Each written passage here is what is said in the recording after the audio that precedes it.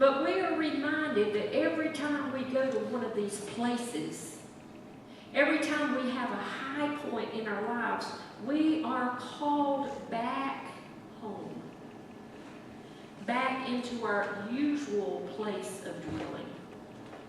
I'm reminded so strongly in the passage about transfiguration that the disciples were happy in that place. They were happy having the privilege of being there with Jesus and these other figures in the faith, and they were prone to want to just build 2 to 3 booths and maybe just stay there an extended period of time.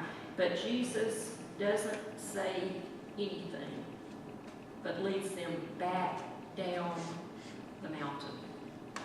The calling of us is always back down the mountain, back into our homes, back into Winterville, back to Athens, back into all the places that we travel on a regular basis. Then the next place is Samaria. Samaria.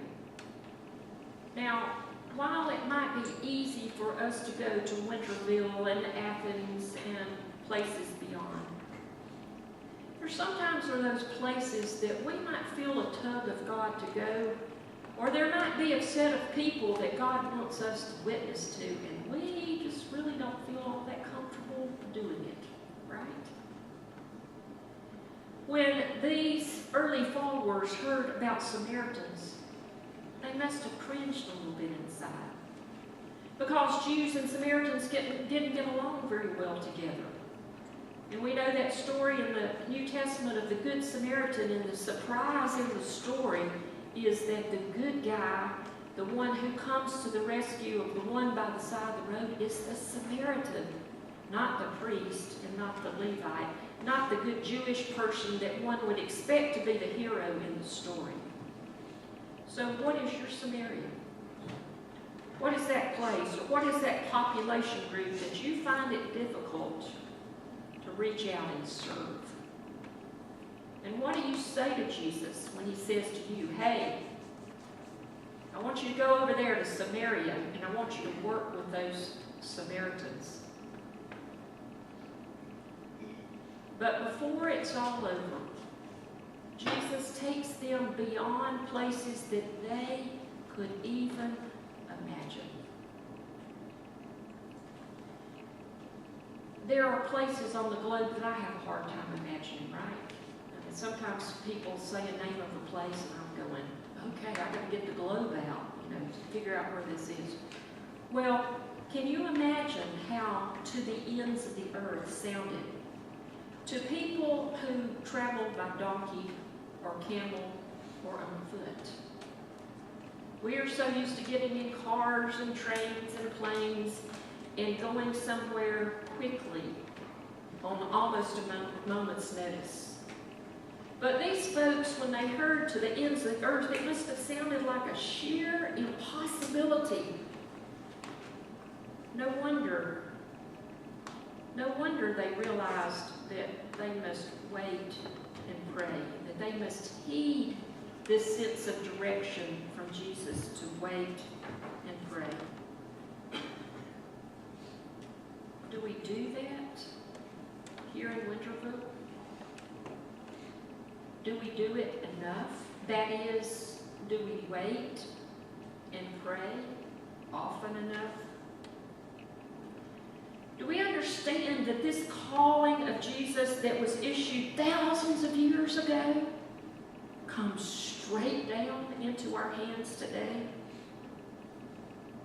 Do we understand that it starts when we get up in the morning, and that it has implication for how we interact with every person in our household? Do we understand that it moves outward from our homes into Winterville, into Athens, into our state, into every region wherever we may go? And do we understand that this calling of Jesus has absolutely no boundaries? That it has a calling into the far corners of the earth?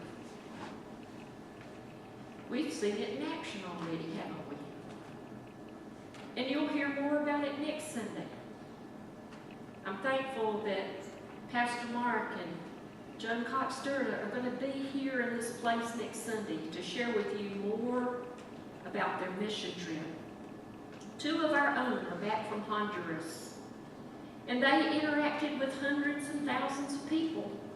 And your gifts blessed individuals and family. Money that you gave provided water and food, and all that kind of stuff they are going to talk to you more about next Sunday. That is an example of an ends of the earth kind of ministry. Would you have ever imagined a few weeks or months or so ago that you, this church, Winterville United Methodist, would have ministry in Honduras?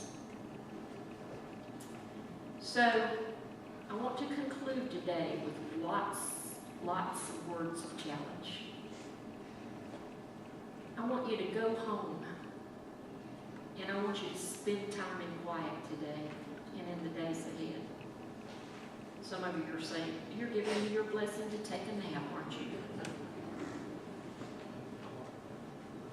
I hope before you fall off to sleep that the quiet provides you time to listen to God. I want to challenge you to spend time in prayer. Now, prayer is about our talking to God.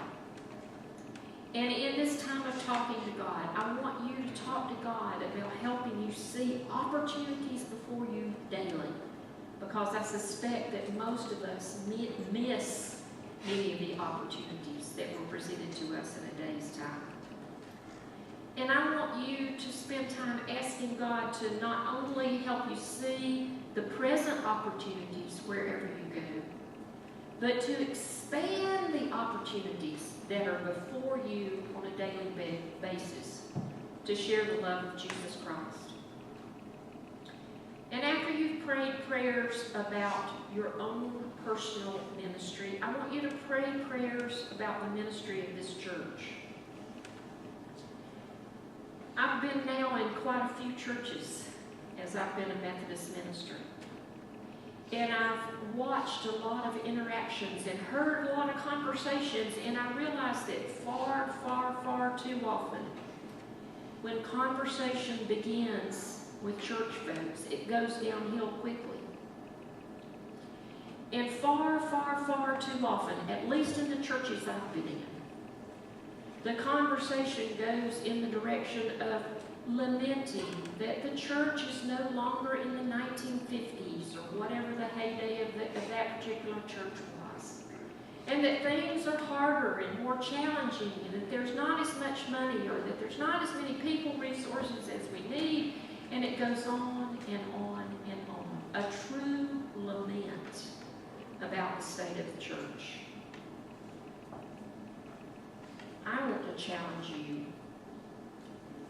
More importantly, God wants you to challenge you to change the direction of your conversation and your thinking about the church. After all, it is not our church.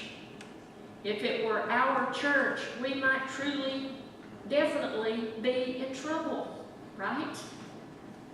It is not our church, it's God's church. Amen. And what is the ending of that verse? All things are possible.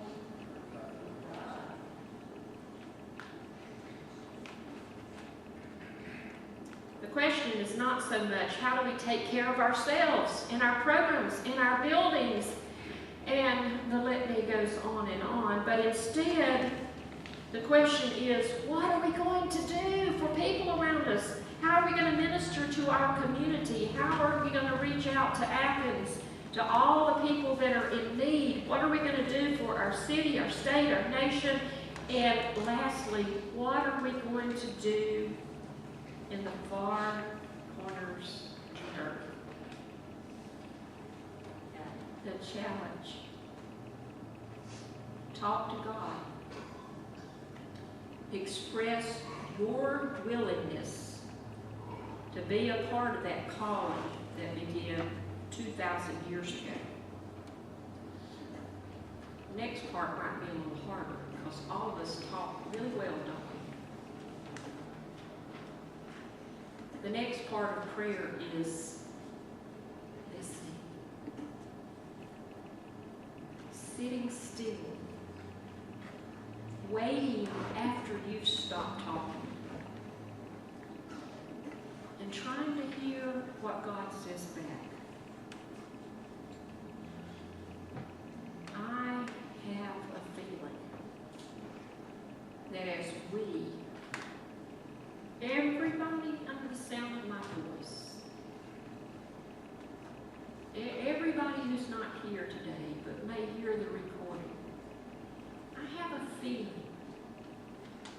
that as we begin to take these steps, to do these things, to wait and to pray, and to commit ourselves to however it is that God is calling us, I suspect that when we come back together, we are going to have so many stories to tell that we won't be able to hear them all, that we'll have to sort of schedule time to hear your story and your story and your story and your story, because God wants to be at work in and through us. And I suspect that we will have many, many, many stories to tell about our Jerusalem and our Judea. And I hope we'll have stories to tell about our Samaria, whatever it may be. And I can't wait to hear those stories, those far corners of the earth, the to the end of the world kinds of stories that